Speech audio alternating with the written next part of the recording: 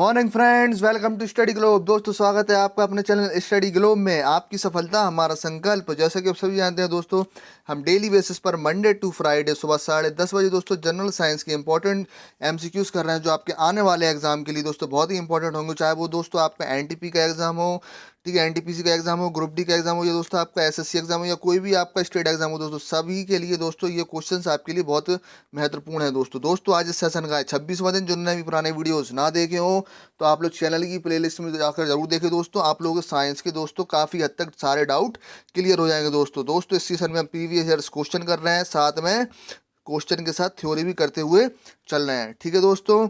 और दोस्तों सुबह 6:30 बजे आपकी रीजनिंग की क्लास होती है, तो आप लोग उसे जरूर अटेंड करें दोस्तों। ये आपकी रीजनिंग में दोस्तों बहुत हेल्प करेगी। छोटी सी क्लास होती है दोस्तों 7 से 8 मिनट की।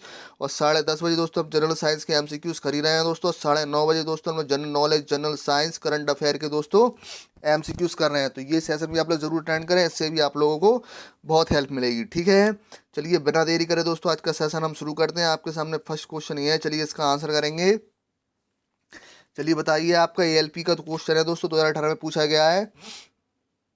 The lens formula is the Cartesian frame is. बताइए दोस्तों, कार्टेशियन फ्रेम में लेंस फॉर्मूला दोस्तों क्या होगा आपका। आंसर कीजिए। और जिन्होंने भी सेशन को लाइक नहीं किया है तो सेशन को आप लोग ज़्यादा से ज़्यादा लाइक करें दोस्तों, ज़्यादा से ज़्यादा अपने फ्रेंडों में शेयर करें। और जो भी चैनल पर नया हुए तो चैनल को सब्सक्राइब जरूर करें दोस्तों। चलिए बताइए, ध्यान रखिएगा, लेंस फॉर्मूला पूछा है आपसे, क्या होगा दोस्तों इसका आंसर। तो दोस्तों आप सभी जानते हैं लेंस फॉर्मूला दोस्तों क्या होता है आपका, 1/f, ठीक है, 1/v-1/u, ठीक है दोस्तों। तो आपका आंसर क्या हो जाएगा, ऑप्शन सी आपका आंसर हो जाएगा, ठीक है दोस्तों। अगर आपसे पूछ लिया तो दोस्तों एफ क्या है आपकी, तो दोस्तों एफ आपकी क्या है दोस्तों, क्या है, फोकल लेंथ है, ठीक है, फोकल लेंथ है आपकी, ध्यान रखिएगा दोस्तों, फोकस दूरी है। वी दोस्तों क्या है आपकी, जल्दी से बताएंगे। वी दोस्तों है आपकी डिस्टेंस ऑफ इमेज, ठीक है, प्रतिबिंब की दूरी, ये भी आप लोग याद रखेंगे, ठीक है दोस्तों। यू क्या है आपकी, डिस्टेंस ऑफ ऑब्जेक्ट, यानी वस्तु की दूरी, ठीक है, याद रखिएगा, ठीक है दोस्तों। चलिए नेक्स्ट क्वेश्चन पर चलते हैं, क्वेश्चन नंबर 2 पर। चलिए क्वेश्चन नंबर 2 का आंसर करेंगे आप लोग। निम्नलिखित में से कौन एक सदिश राशि नहीं है। चलिए बताइए, which of the following is not a vector amount. बताइए दोस्तों, कौन सी सदिश राशि नहीं है। तो दोस्तों सदिश राशि में क्या होता है, जल्दी से बताइए, क्या होना चाहिए आपका, परिमाण, मैग्नीट्यूड और दिशा, डायरेक्शन, दोनों चीज होती हैं दोस्तों। तो बताइए, सदिश सदिश राशि नहीं है, यानी आपको बताना है अदिश राशि दोस्तों। तो आप सभी जानते हैं दोस्तों, जो आपका त्वरण होता है दोस्तों, ये आपकी क्या है, एक सदिश राशि है, ठीक है। वेक्टर क्वांटिटी है, विस्थापन भी दोस्तों आपकी क्या है, एक वेक्टर क्वांटिटी है, सदिश राशि है। और आवेग भी दोस्तों आपकी क्या है, एक, ठीक है, सदिश राशि है, वेक्टर क्वांटिटी। तो आपका आंसर हो जाएगा ऑप्शन बी, ठीक है। घनत्व दोस्तों एक क्या है आपकी, अदिश राशि है, ठीक है, स्केलर क्वांटिटी है। तो आपका आंसर ऑप्शन बी बिल्कुल सही होगा, ठीक है दोस्तों। चलिए घनत्व का दोस्तों ऐसा यूनिट बताइए दोस्तों, क्या होता है, डेंसिटी की यूनिट बताएंगे आप लोग जल्दी से। दोस्तों डेंसिटी बराबर क्या होता है, घनत्व बराबर क्या होता है आपका, द्रव्यमान बटे आयतन। तो आपकी यूनिट क्या हो जाएगी, किलोग्राम पर मीटर क्यूब, ठीक है दोस्तों, याद रखिएगा। उम्मीद है आप लोगों को सेशन पसंद आ रहा होगा। चलिए नेक्स्ट क्वेश्चन पर चलते हैं, क्वेश्चन नंबर 3 पर। चलिए आंसर कीजिए। ओडोमीटर एक ऐसा उपकरण है जिसका प्रयोग गाड़ियों में डैश मापने के लिए किया जाता है। चलिए बताइए, odometer is a device used to measure dash in automobiles. क्या होगा दोस्तों इसका आंसर। और दोस्तों आपको 20 क्वेश्चन में से 17 प्लस क्वेश्चन दोस्तों बिल्कुल सही करना है, ध्यान रखिएगा, ठीक है। इसमें जिसमें आपको न्यूमेरिकल भी देखने को मिलेंगे। अगर आपके 17 प्लस सही नहीं जा रहे हैं, अगर आपके इससे कम सही हो रहे हैं, तो आप लोग साइंस की रिवीजन पे दोस्तों ज़्यादा से ज़्यादा ध्यान देंगे, ठीक है। और कमेंट सेक्शन में जरूर बताएं आप लोग ये 20 में से कितने सही गए हैं। चलिए बताइए दोस्तों, तो आप सभी जानते हैं सिंपल क्वेश्चन है, ओडोमीटर से दोस्तों क्या नापते हैं हम, डिस्टेंस, दूरी। तो ऑप्शन डी आपका बिल्कुल सही आंसर होगा, ठीक है दोस्तों। अगर हम पूछ लिया जाए कि वाहनों की जो गति है वो किससे नापते हैं दोस्तों, किससे नापते हैं गति, स्पीडोमीटर से, ठीक है, ये भी आप लोग याद रखना, ठीक है। स्पीडोमीटर से दोस्तों क्या नापते हैं, स्पीड, गति, ठीक है। चलिए नेक्स्ट क्वेश्चन पर चलते हैं, क्वेश्चन नंबर 4 पर। चलिए आंसर कीजिए। एक पिंड को ऊपर की ओर ए त्वरण से फेंकने पर इस पर प्रभावी त्वरण क्या होगा। चलिए बताइए, आंसर कीजिए। What is the effective acceleration when a body is thrown upward with an acceleration a. बताइए, मान लीजिए दोस्तों ये आपका कोई पिंड है, ठीक है, बॉडी है दोस्तों, इसको हम ए एक्सेलरेशन से दोस्तों कहाँ फेंक रहे हैं, ऊपर फेंक रहे हैं। ठीक है, तो आप सभी जानते हैं दोस्तों नीचे की ओर क्या लग रहा है दोस्तों, ठीक है, गुरुत्वीय त्वरण लग रहा है। तो दोस्तों परिणामी त्वरण क्या हो जाएगा दोस्तों, क्या हो जाएगा आपका ए माइनस जी। ठीक है, क्योंकि ये ऊपर की ओर लग रहा है, ये आपका कहाँ लग रहा है, नीचे की ओर। तो आपका आंसर हो जाएगा ऑप्शन बी, बिल्कुल आपका सही आंसर होगा। ठीक है दोस्तों, चलिए नेक्स्ट क्वेश्चन पर चलते हैं, क्वेश्चन नंबर 5 पर। चलिए आंसर कीजिए दोस्तों।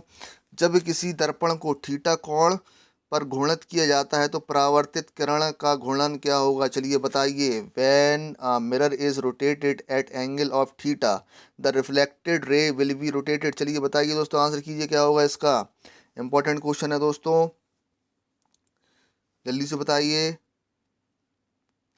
चलिए देखते हैं दोस्तों, जैसे कि आपकी ये क्या है दोस्तों, एक प्लेन सरफेस है, ठीक है, ये आपकी दोस्तों आई, ठीक है, इंसिडेंट रे, और ये आपकी रिफ्लेक्टेड रे। ठीक है दोस्तों, ये आपकी आपतित किरण है, ये आपकी परावर्तित किरण है। तो उन्होंने क्या कहा है, जब किसी दर्पण को थीटा पर कोण पर स्थापित किया जाए, यानी ये आपका एक दर्पण है दोस्तों, इस पर क्या कर दिया गया, ये आपकी दोस्तों क्या हो जाएगी, अभिलंब नॉर्मल हो जाएगा। ठीक है, इसको दोस्तों क्या कर दिया गया, थीटा कोण पर क्या कर दिया गया दोस्तों, घूर्णित कर दिया गया। तो मान लीजिए थीटा कोण पर दोस्तों क्या कर दिया, इसको घूर्णित कर दिया। ठीक है, तो दोस्तों अब जो इंसिडेंट रे आपकी ये हो जाएगी और रिफ्लेक्टेड रे दोस्तों आपकी हो जाएगी। तो दोस्तों आपका ये कोण में कितना अंतर आएगा, जल्दी से बताइए। तो आप लोग हमेशा याद रखिएगा, अगर किसी भी दर्पण को थीटा कोण पर घूर्णित किया जाता है तो उसकी परावर्तित किरण हमेशा दोस्तों टू थीटा हो जाएगी। ठीक है, टू थीटा का एंगल बनाएगी। तो ऑप्शन डी आपका बिल्कुल सही आंसर होगा। ठीक है दोस्तों, ध्यान रखिएगा, टू थीटा का एंगल बनाइए अगर थीटा कोण पर इसको घूर्णित किया जा रहा है। ठीक है, चलिए नेक्स्ट क्वेश्चन पर चलते हैं दोस्तों। चलिए आंसर कीजिए। हम उस ऊर्जा को क्या कहते हैं जो नाभिक को आपूर्ति की जानी चाहिए ताकि इसे उसके घटकों में विभाजित किया जा सके। What is the energy that must be supplied to the nucleus so that it can be divided into constituent particles. यानी कि अगर आपके पास कोई नाभिक है, उसको आपको घटकों में तोड़ने के लिए, ठीक है, उस पार्टिकल को तोड़ने के लिए, न्यूक्लियस को ब्रेक करने के लिए दोस्तों आपकी कौन सी ऊर्जा लगेगी, चलिए बताइए, आंसर कीजिए दोस्तों, जल्दी से बताएंगे। जैसे कि आप सभी जानते हैं दोस्तों, न्यूक्लियस है दोस्तों, क्या होता है इसमें धनावेशित भाग होता है दोस्तों, जिसे हम क्या बोलते हैं, प्रोटॉन बोलते हैं। ठीक है, और दोस्तों एक आवेश रहित भाग होता है जिसे बोलते हैं हम क्या दोस्तों, न्यूट्रॉन। अब इसमें ऐसी दोस्तों कौन सी ऊर्जा दी जाए कि ये अलग अलग पार्टिकल में दोस्तों टूट जाए, चलिए बताइए, जल्दी से बताइए। इस तरीके से आप सभी जानते हैं दोस्तों, जो अपन न्यूक्लियस को दोस्तों कौन सी ऊर्जा देना पर दोस्तों ये अपने घटकों में दोस्तों विभाजित होगा, बंधन ऊर्जा। ठीक है, बंधन ऊर्जा दिए जाने पर दोस्तों ये अपने घटकों में दोस्तों क्या हो जाएगा, विभाजित हो जाएगा। तो ऑप्शन बी आपका बिल्कुल सही आंसर होगा। ठीक है, चलिए नेक्स्ट क्वेश्चन पर चलते हैं दोस्तों, क्वेश्चन नंबर 7 पर। चलिए आंसर करेंगे दोस्तों, स्प्रिंग की स्थितिज ऊर्जा अधिकतम कब होगी, चलिए बताइए। The potential energy of the spring will be maximum. Answer कीजिए दोस्तों, जल्दी आंसर कीजिए, जल्दी से, क्या होगा दोस्तों इसका आंसर, जल्दी से बताइए।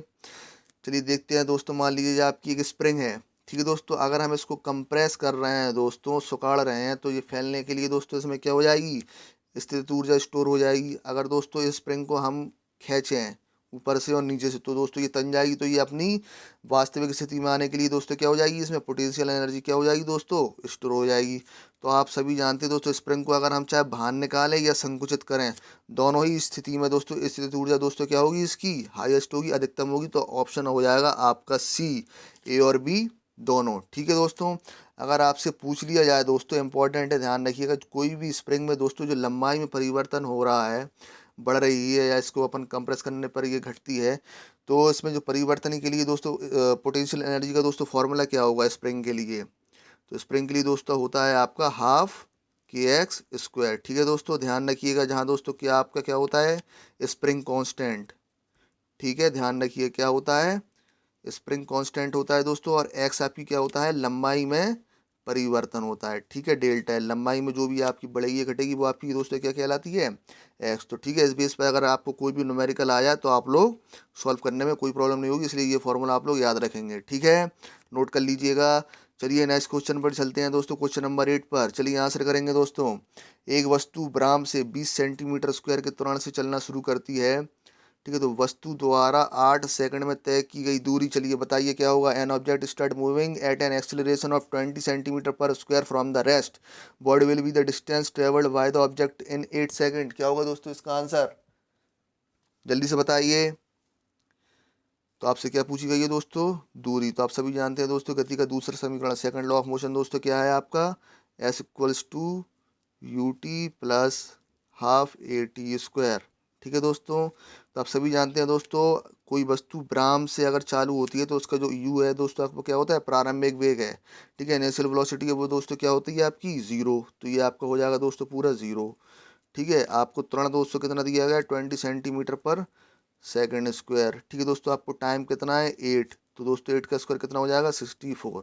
2 से डिवाइड दे देंगे दोस्तों तो आपका क्या आ जाएगा डिस्टेंस, 640 दोस्तों। ध्यान रखिएगा आपको तुरंत दोस्तों सेंटीमीटर में दिया गया है तो डिस्टेंस भी दोस्तों किस में आएगा, सेंटीमीटर में आ गया, लेकिन आपसे पूछा किस में क्या है दोस्तों, मीटर में। तो सेंटीमीटर को दोस्तों मीटर में चेंज कर लेंगे तो आपका आंसर क्या आ जाएगा, 6.4 मीटर, ठीक है दोस्तों। तो ऑप्शन डी आपका बिल्कुल सही आंसर होगा, ठीक है दोस्तों। आपको हर सेशन में दोस्तों 102 न्यूमेरिकल जरूर देखने को मिलेंगे, जिससे आपके न्यूमेरिकल के सारे डाउट दोस्तों क्लियर हो जाएंगे दोस्तों। इसी बात पर सेशन को आप लोग ज़्यादा से ज़्यादा लाइक करें दोस्तों, ठीक है, और ज़्यादा से ज़्यादा अपने फ्रेंडों में शेयर करें। चलिए नेक्स्ट क्वेश्चन पर चलते हैं दोस्तों, क्वेश्चन नंबर 9 पर। चलिए बताइए इसका आंसर क्या होगा। इनमें ऐसे किस कण में सबसे अधिक वेदन क्षमता होती है, चलिए बताइए। सिंपल क्वेश्चन है दोस्तों, जल्दी से बताएंगे। Which of these rays has the highest penetrating power. तो दोस्तों सबसे अधिक वेदन क्षमता दोस्तों किसकी होती है, गामा की। तो ऑप्शन सी आपका बिल्कुल सही आंसर हो जाए, ठीक है दोस्तों। अगर आपसे पूछ लिया है कि सबसे कम वेदन क्षमता दोस्तों किसकी होती है, तो दोस्तों सबसे कम किसकी होती है, आपकी एल्फा की, ठीक है दोस्तों। ध्यान रखिएगा सबसे कम आपकी अल्फा कण की वेदन क्षमता होती है, ठीक है। चलिए नेक्स्ट क्वेश्चन पर चलते हैं, क्वेश्चन नंबर 10 पर। चलिए बताइए दोस्तों, जल में वायु का बुलबुला किसकी भांति कार्य करेगा, the air bubble in the water which will be behave like it. बताइए दोस्तों क्या होगा इसका आंसर, जल्दी से बताइए, ठीक है दोस्तों। जैसे कि देख सकते हैं, मान लीजिए ये दोस्तों आपका एक एयर बबल है, ठीक है दोस्तों। कहाँ पे है दोस्तों, ये आपका वाटर में है। तो आप सभी जानते हैं दोस्तों जो लाइट रे आती है दोस्तों, ठीक है, ये इसका नॉर्मल हो जाएगा। इसे जाना चाहिए था दोस्तों ऐसा, पर ये दोस्तों मुड़ जाती है और इस तरीके से ये बाहर निकल जाती है, ठीक है दोस्तों। तो आप देख पा रहे हैं जो आपकी प्रकाश किरण है, लाइट रे है दोस्तों, ठीक है, क्या हो रही है दोस्तों, फैलाव हो रही है। तो फैलाव दोस्तों कौन सा लेंस करता है आपका, आप सभी जानते हैं जो आपका अवतल लेंस दोस्तों बीच में से मोटा, ऊपर से दोस्तों क्या होता है, ठीक है, बीच में से पतला, ऊपर से दोस्तों मोटा होता है। जो भी लाइट रे आती है दोस्तों उसको ये क्या करता है, डाइवर्स करता है, फैलाता है, ठीक है दोस्तों। तो ध्यान रखना, जल में जो वायु को बुलबुला है किसकी भांति व्यवहार करेगा, आपके अवतल लेंस की भांति, कॉनकेव लेंस की भांति कार्य करेगा। ऑप्शन डी आपका बिल्कुल सही आंसर होगा, ठीक है दोस्तों। याद रखिएगा, ध्यान रखिएगा, दर्पण ना कर देना, ठीक है। हमेशा क्या होगा आपका, लेंस इसका आंसर होगा, ठीक है दोस्तों। चलिए नेक्स्ट क्वेश्चन चलते हैं, आंसर कीजिए। एक तार का विशिष्ट प्रतिरोध बताइए दोस्तों किस पर निर्भर करेगा, the specific resistance of a wire depends on. चलिए बताइए दोस्तों, जल्दी से बताएंगे। तो आप सभी जानते हैं दोस्तों जो दोस्तों अपना प्रतिरोध होता है दोस्तों क्या होता है, ठीक है, ये आपका क्या हो जाएगा दोस्तों, विशिष्ट प्रतिरोध, ठीक है। ये आपकी क्या हो जाएगी दोस्तों, लेंथ, ये आपका हो जाएगा क्रॉस सेक्शनल एरिया, ठीक है। ये दोस्तों यही फॉर्मूला होता है ना। तो ध्यान रखिएगा जो तार की विशिष्ट प्रतिरोध होता है यानी रो दोस्तों, ये दोस्तों किस पर डिपेंड करता है, ठीक है, पदार्थ की प्रकृति पर, ठीक है, और दोस्तों किस पर, टेम्परेचर पर, ताप पर, ठीक है। इनके अलावा दोस्तों ये किसी पर नहीं डिपेंड होता है। तो इसका आंसर क्या हो जाएगा, नन, ठीक है। ऑप्शन डी आपका बिल्कुल सही आंसर होगा। जो विशिष्ट प्रतिरोध होगा दोस्तों पदार्थ की प्रकृति या ताप पर, ठीक है, डिपेंड करेगा कि वो किसका बना है, लोहे का है, तांबे का है, सिल्वर का है, ठीक है। तो पदार्थ की प्रकृति पर निर्भर करेगा, ठीक है, ना कि लंबाई पर, अनुप्रस्थ काट के क्षेत्रफल, ना कि द्रव्यमान पर, ठीक है दोस्तों। चलिए नेक्स्ट क्वेश्चन पर चलते हैं, क्वेश्चन नंबर 12 पर। चलिए आंसर करेंगे। क्षैतिज के साथ 30 डिग्री के कोण पर एक गेंद फेंक दी जाती है, यदि आर और एच इसकी क्षैतिज सीमा और अधिकतम ऊंचाई का प्रतिनिधित्व करते हैं तो बताइए दोस्तों क्या होगा। आर और एच में आपसे क्या पूछा गया है, रिलेशन पूछा गया है, चलिए बताइए। तो आप सभी जानते हैं दोस्तों आर क्या है, आपकी रेंज है, परास है, ठीक है, इसका फॉर्मूला दोस्तों क्या होता है, R equals to u square sine 2 theta upon g. ठीक है दोस्तों, और मैक्सिमम हाइट, महत्तम ऊंचाई का दोस्तों क्या होता है फॉर्मूला, यू स्क्वायर, ठीक है, साइन स्क्वायर थीटा अपॉन 2 जी। ठीक है दोस्तों, ध्यान रखिएगा। तो आपकी जो दोस्तों कण फेंका जा रहा है दोस्तों, कितना डिग्री पर फेंका जा रहा है आपका, 30 डिग्री पर। ठीक है दोस्तों, ये आपकी क्या होती है, रेंज होती है, परास होती है। चलिए, तो आप सभी जानते हैं दोस्तों, साइन 30 की वैल्यू इधर पर रखेंगे तो दोस्तों कितना हो जाएगा, साइन 60। तो साइन 60 की वैल्यू दोस्तों कितनी होती है, √3/2। तो दोस्तों क्या हो जाएगा, ये यू स्क्वायर √3/जी। ठीक है, √3/2 जी। ठीक है दोस्तों, हम यहाँ पे रखते हैं दोस्तों साइन 30 की वैल्यू। सो साइन 30 की वैल्यू दोस्तों क्या होती है, 1/2 उसका स्क्वायर क्या हो जाएगा दोस्तों, s equal to u square 1/2 का स्क्वायर दोस्तों 4 हो जाएगा, ये हो जाएगा 2 जी। ठीक है दोस्तों, तो आप 2 जी की वैल्यू दोस्तों इधर पे रख दीजिए। ठीक है, तो दोस्तों 2 जी की वैल्यू क्या होगी, जल्दी से बताएंगे आप लोग, क्या होगी दोस्तों, 1 मिनट दोस्तों, थोड़ी जगह कम है तो आप ये नोट कर लीजिएगा। ठीक है, अपन नेक्स्ट स्लाइड पे करेंगे, ध्यान रखिएगा। आपकी दोस्तों क्या आ गई थी, आर की वैल्यू दोस्तों आपकी क्या आ गई थी, रेंज की यू स्क्वायर √3/2 जी। ठीक है दोस्तों, और आपकी एच की वैल्यू दोस्तों क्या आ गई थी सॉल्व करने पर, यू स्क्वायर इंटू 1, ठीक है, 4/2 जी। तो दोस्तों हम इसको ऐसे लिख सकते हैं ना, 2 g equals to u square into 1/, ठीक है, 4h। ठीक है दोस्तों, हमने इसको इस तरीके से लिख लिया। 2 जी की वैल्यू दोस्तों हम यहाँ पुट कर देंगे, तो क्या हो जाएगा आपका, you square √3 you square into 1, और दोस्तों ये एच ऊपर चला जाएगा आपका 4h मल्टीप्लाई में। तो दोस्तों क्या हो जाएगा, यू स्क्वायर से यू स्क्वायर आपका कट जाएगा, तो आपका रिलेशन क्या आ गया दोस्तों, आर इक्वल्स टू दोस्तों क्या हो जाएगा, 4√3h। ठीक है, तो ऑप्शन डी आपका बिल्कुल सही आंसर होगा। ठीक है दोस्तों, अगर कोई भी डाउट आता है तो आप लोग कमेंट सेक्शन में क्वेश्चन नंबर लिखकर दोस्तों जरूर बताएं, आपके उस क्वेश्चन के सारे डाउट क्लियर किए जाएंगे। ठीक है, तो टेंशन लेने की कोई ज़रूरत नहीं है, जो भी आपको डाउट आए तो ज़रूर बताएं। ठीक है, चलिए नेक्स्ट क्वेश्चन पर चलते हैं, क्वेश्चन नंबर 13 पर। चलिए बताइए दोस्तों, एक पिंड वृत्तीय पथ पर गति करता है दोस्तों, और उस वृत्त की दोस्तों 1.5 चक्कर के बाद दूरी और विस्थापन का अनुपात क्या होगा, चलिए बताइए। अच्छा क्वेश्चन है दोस्तों। A body moves in a circular path 1.5 will be the ratio of the distance and duration after the round is, बताइए दोस्तों क्या होगा, बताइए दोस्तों, आपका डिस्टेंस और डिस्प्लेसमेंट का दोस्तों रेशियो क्या होगा।